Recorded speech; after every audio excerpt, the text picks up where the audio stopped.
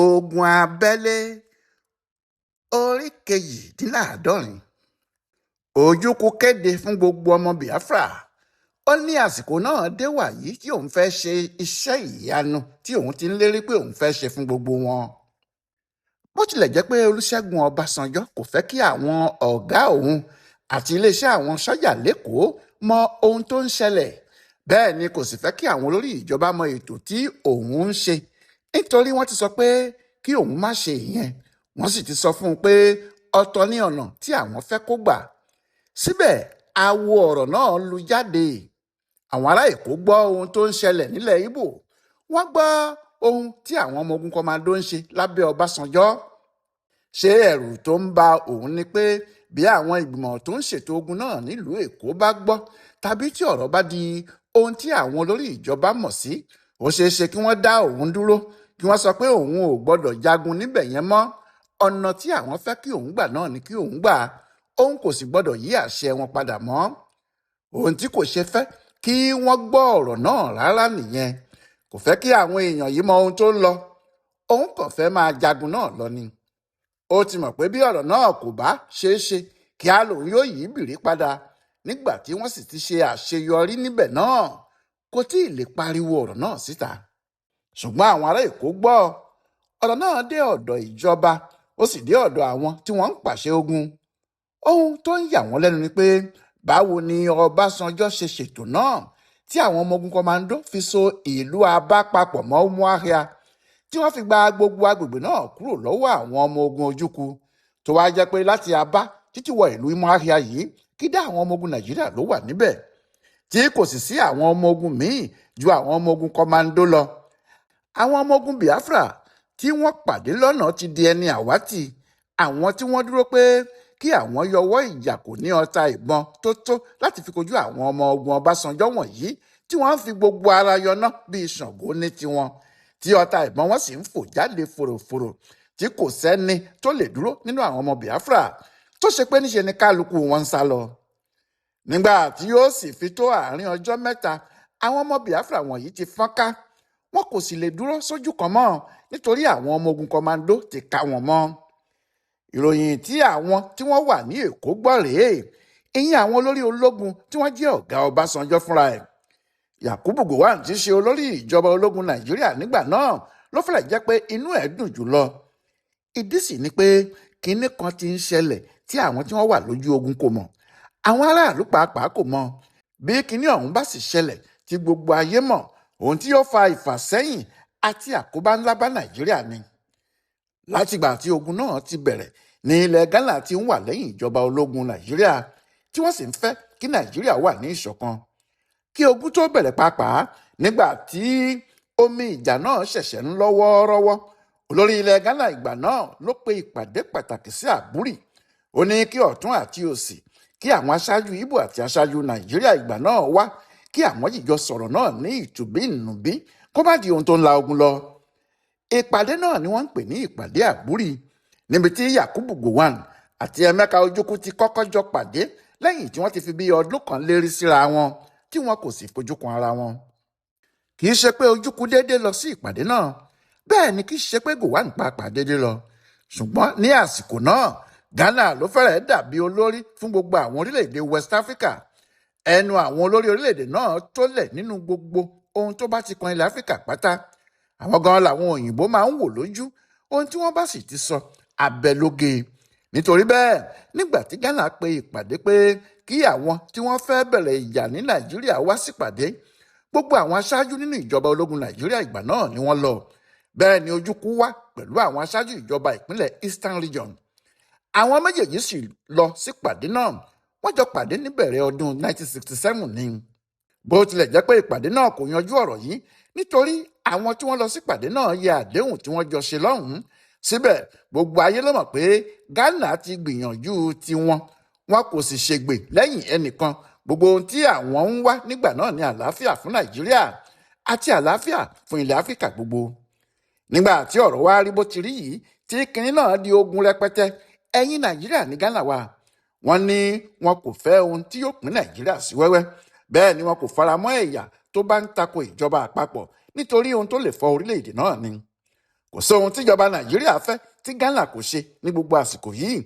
Àwọn ni wọ́n sì ń fọkàn àwọn orílẹ̀-èdè àgbáyé tó kù balẹ̀ pé ogun náà kò ní pẹ́ parí. Ọlọ́run nìkan ló wá mọ ohun tó ṣẹlẹ̀ níparí ọdún 1969 yìí o. Bóyá nítorí pé àwọn ìjọba ilẹ̀ Ghana ti rò pé ogun náà ti yẹ kó parí tipẹ́ tí kò parí ni o, tàbí nítorí ariwo tí àwọn ojúkú ń pa pé Nàìjíríà ń pa àwọn obìnrin àwọn àtàwọn ọmọ kéékèèké. Kò sẹ́ni tó mọ ohun tó fà á. Ohun tí Yakubu Gowon àtàwọn tí wọ́n ń ṣèjọba rẹ̀ ṣàrí ni pé olórí ilẹ̀ Ghana ìgbà náà, ọ̀gágun Afrifa, ránṣẹ́ wá sí Nàìjíríà. Ó ní òun bọ̀ wá rí Gowon lórí ọ̀rọ̀ ogun tó ń lọ lọ́wọ́. Ohun tó ń bọ̀ wá sọ ni pé bí ogun náà kò bá parí ní ìparí ọdún 1969, ìjọba ilẹ̀ Ghana yóò gba orílẹ̀-èdè Biafra wọlé gẹ́gẹ́ bí orílẹ̀-èdè tuntun. Àwọn yóò sì fọwọ́ sí kí wọ́n kúrò ní Nàìjíríà. Eléyìí ò dáa rárá nígbà náà, nítorí agbára ilẹ̀ Ghana pọ̀ gan, àti pé bí orílẹ̀-èdè náà bá fi kéde pé àwọn ti wà lẹ́yìn Biafra, yóò fẹ́rẹ̀ jẹ́ gbogbo orílẹ̀-èdè Áfíríkà tó kù ni wọn yóò kéde papọ̀ lẹ́ẹ̀kan náà pé àwọn náà ti gba Biafra wọlé. Bí àwọn bá ti ṣe èyí náà ni wọn yóò gbé ọ̀rọ̀ náà lọ sọ́dọ̀ àwọn àjọ orílẹ̀-èdè àgbáyé. Bí àwọn náà bá ti gba orúkọ Biafra wọlé tí wọ́n ti gbà pé orílẹ̀-èdè kan ni, àjẹ́ pé gbogbo ayé ni yóò kó ẹnu bo Nàìjíríà pé kí wọ́n jẹ́ kí Biafra lọ. Bí wọn kò bá sì jẹ́ kí wọ́n lọ, gbogbo ayé ni yóò bá wọn jà pé apààyàn ni wọ́n kàn fẹ́ pa orílẹ̀-èdè náà run lásán ni. Ìfàsẹ́yìn gbáà ni èyí yóò jẹ́ fún Nàìjíríà, nítorí gbogbo ilẹ̀ tí wọ́n ti ń wa epo lónìí, gbogbo ibi tí wọ́n ń pè ní Delta àtàwọn agbègbè omi gbogbo ni yóò bọ́ sọ́wọ́ Biafra. Gbogbo àwọn orílẹ̀-èdè àgbáyé ni wọn yóò sì wà pẹ̀lú ọmọ Nàìjíríà láti yanjú ọ̀rọ̀ ààlà ilẹ̀ láàrin àwọn ilẹ̀ méjèèjì. A jẹ́ pé ojúkú bọ́ sáyé nìyẹn. Biafra ti rẹ́yìn Nàìjíríà. Ohun tó ń lọ nílé táwọn tí wọ́n ń jagun lọ́hùn kò mọ̀ rèé. Wọ́n kò mọ̀ pé wàhálà míì ti fẹ́ bẹ́yìn yọ. Ghana ti fẹ́ gba orílẹ̀-èdè Biafra wọlé. Eléyìí gan-an ló jẹ́ kí wọ́n máa fi imú fínlẹ̀ láti Èkó tí wọ́n fẹ́ mọ ohun tó ń lọ lójú ogun bí àwọn Ọbasanjọ sì ti ń jagun wọn lọ. Bẹ́ẹ̀ náà ni àwọn Gowon rán àwọn èèyàn láti máa ṣe àmì fún wọn kí wọ́n lè mọ ohun táwọn yóò ṣe tí ogun náà yóò fi tètè parí. Eléyìí ni ò ṣe jẹ́ kó ṣòro fún wọn láti mọ ibi tí Ọbasanjọ àtàwọn ọmọ ogun kọmando ẹ̀ bá ogun ọ̀hún lé, tí wọ́n sì ṣe tètè mọ̀ pé ọkùnrin náà ti so abá papọ̀ mọ́ Umuahia, àti pé bí èèyàn bá ń rìn láti ìlú náà sí ìlú kejì, kò sí ọmọ ogun Biafra kan ní gbogbo ibẹ̀ mọ́. Agbègbè náà ti wà lọ́wọ́ àwọn ọmọ ogun Nàìjíríà. Wọ́n ti lé àwọn ọmọ ojúkú lọ. Ìdùnnú lọ̀rọ̀ náà sì jẹ́ fún Yakubu Gowon. Kò sì lè pa á mọ́ra, nítorí náà ló ṣe kọ̀wé sọ́básanjọ lọ́jọ́ ọdún ńlá gan-an. Ohun tí Gowon kọ sínú ìwé rẹ̀ rèé: sí olórí àwọn ọmọ ogun kọmando, mo ti gbọ́ gudugudu méje àti yàyà mẹ́fà tí òun ṣe lójú ogun pẹ̀lú àwọn ọmọ ogun ẹ̀, èyí tó ti jẹ́ kí òkú sùn rẹpẹtẹ láàrin àwọn ọmọ ogun ọlọ̀tẹ̀ tí wọ́n sì sá lọ tí wọn kò dúró kó àwọn èlò ogun wọn. Mo gbọ́ bí ẹ ti gba ọ̀pọ̀lọpọ̀ ààyè sí i, mo sì gbọ́ bí ẹ ti ń dààmú àwọn ọmọ ogun ọlọ̀tẹ̀ náà tí ẹ kò jẹ́ kí wọ́n rí imú mímọ́. Mo fẹ́ sọ fún ọ pé mo kí ọ kú oríire lórúkọ gbogbo ọmọ Nàìjíríà, nítorí iṣẹ́ akọni ló ń ṣe.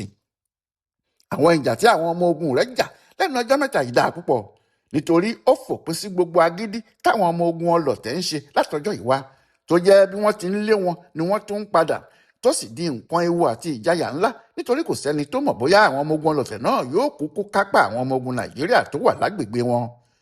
Ṣùgbọ́n pẹ̀lú èyí tí o ṣe yìí, ọkàn àwa ti balẹ̀. Bẹ́ẹ̀ náà sì ni ọkàn àwọn ọmọ ogun rẹ̀ pàápàá. Kálukú wọn ti múra láti ja ìjà náà ní àjàṣẹ́gun. Wò ó, jẹ́ kí n gbà ọ́ nímọ̀ràn kan.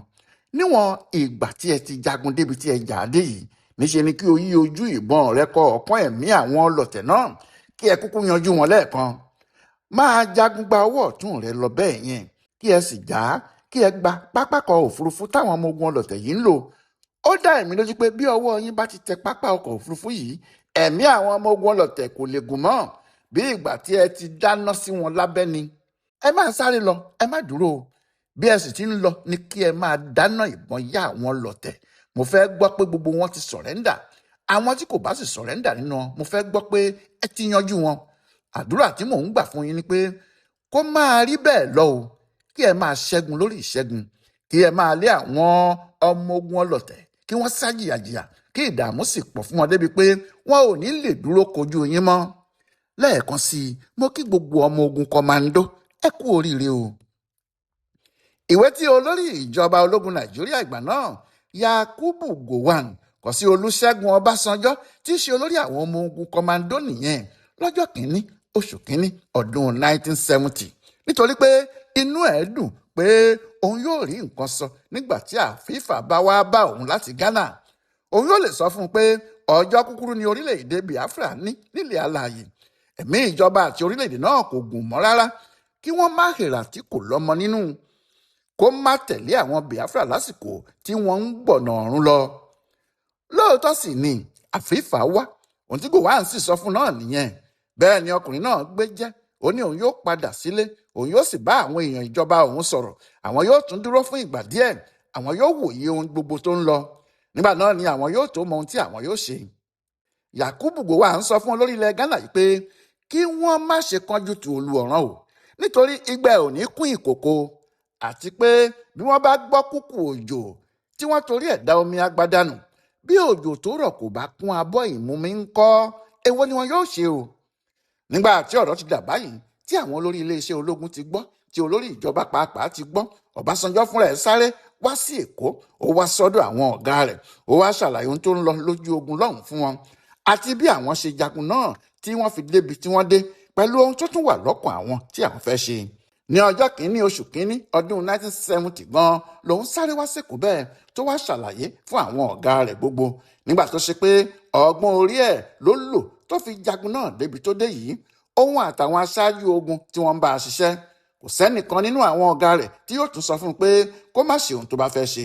wọ́n ní kó máa bá iṣẹ́ ẹ̀ lọ, àwọn ń retí ìròyìn ayọ̀ lọ́dọ̀ ẹ̀, ohun tí àwọn fẹ́ gbọ́ ni pé ogun náà ti parí.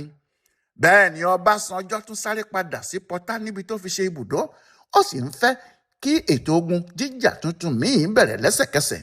ó ní àwọn kò lè fi àwọn ọmọ ojúkú lọ́kàn balẹ̀ rárá, nítorí bí wọ́n bá jẹ́ kọ́kàn wọn balẹ̀ sójú kan, wọn yóò tún ṣara wọn jọ o. ohun tí Ọbásanjọ́ pàápàá kò mọ̀ ni pé ohun tí àwọn ọmọ ogun kọmáńdó ṣe, tí wọ́n rìn láti Abáwọ̀ Muahia tí wọ́n sì gba gbogbo ilẹ̀ ibẹ̀ lọ́wọ́ àwọn ọmọ ojúkú yìí, wọ́n ti kó wàhálà gidi bá àwọn ọmọ ogun Biafra. ilé ò gbá, ọ̀nà ò gbá tí í ṣe ewé àhálà gbá ti bá wọn. wọn kò sì yàtọ̀ sí ewé ojú omi tí kìí sùn, tó jẹ́ gbígbọ̀n ni yóò máa gbọ̀n wéwé. bí àwọn ọmọ ogun kọmáńdó ti gba Abá, tí wọ́n gba Ìkọ̀tẹ̀pẹ̀nẹ̀, tí wọ́n sì gba Umuahia, ohun tó kọlu àwọn ọmọ ogun ojúkú yìí kò ṣeé máa fẹnu sọ ni. ìdí ni pé láàrin ọjọ́ kan náà tí wọ́n gba gbogbo ibí yìí lọ́wọ́ wọn ni nǹkan ti dàrú mọ́ wọn lọ́wọ́ pátá. ìdí sì ni pé kò sọ́nà kan báyìí tí àwọn ọmọ ogun Biafra yóò gbà láti kó nǹkan èèlò lọ fáwọn jagunjagun wọn tó wà lójú ogun mọ́.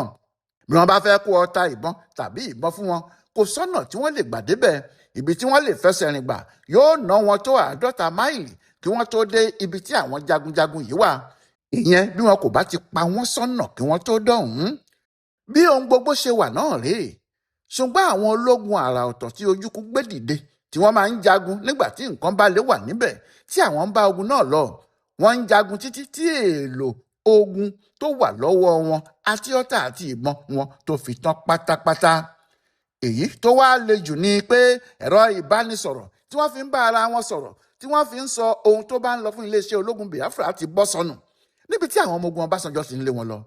níbẹ̀ ni nǹkan ti bọ́ lálẹ̀ mọ́ wọn lọ́wọ́, nítorí kò sí bí wọ́n ṣe fẹ́ sọ̀rọ̀, kò sí bí wọ́n ṣe fẹ́ ránṣẹ́, kò sí bí wọ́n ṣe fẹ́ sọ ibi tí wọ́n wà tàbí ohun tí wọ́n ń fẹ́ gan-an.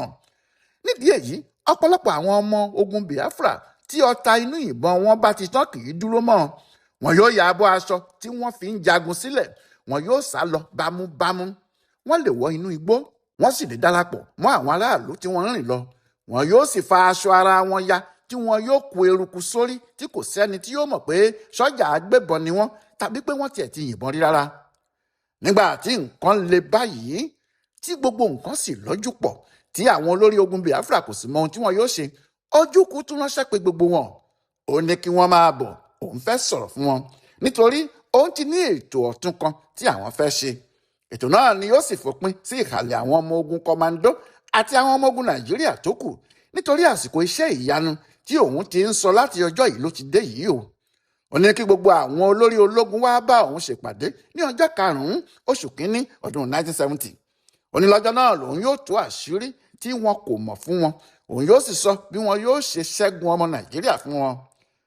Ní gbogbo àwọn ọmọ Biafra tí wọ́n ti sọ ìrètí nù àti àwọn àgbààgbà tí wọ́n ti ń sá kúrò nílùú bá tún ní káwọn dúró díẹ̀. Wọ́n ló ṣeé ṣe lóòótọ́ kó jẹ́ Ojukwu ti rí ọ̀nà àbáyọ. Wọ́n ní bóyá ní àsìkò yìí làwọn Rọ́ṣíà fẹ́ wá gbèjà Biafra tí wọn yóò sì bá àwọn ilé Nàìjíríà lọ kúrò lórí ilẹ̀ bàbá wọn. Ohun tí gbogbo Biafra tún ń retí níbẹ̀rẹ̀ ọdún tuntun rèé, ọdún 1970. Wọ́n ní Ojukwu fẹ́ ṣiṣẹ́ ìyanu. Ǹjẹ́ Ojukwu rí iṣẹ́ ìyanu báyìí ṣe bí? Ẹ tún pàdé wa láìpẹ́ jọjọ. Ọláìwọlá Alága ló ń tú pẹrẹpẹrẹ ìtàn ogun abẹ́lé yìí tó sì ń ṣe àkọsílẹ̀ fún bùdó àgbáyé fún àṣà àti ìṣe Yorùbá World Center nínú ọgbà Yunifásítì Ìbàdàn. A kú dédé àkókò yìí o.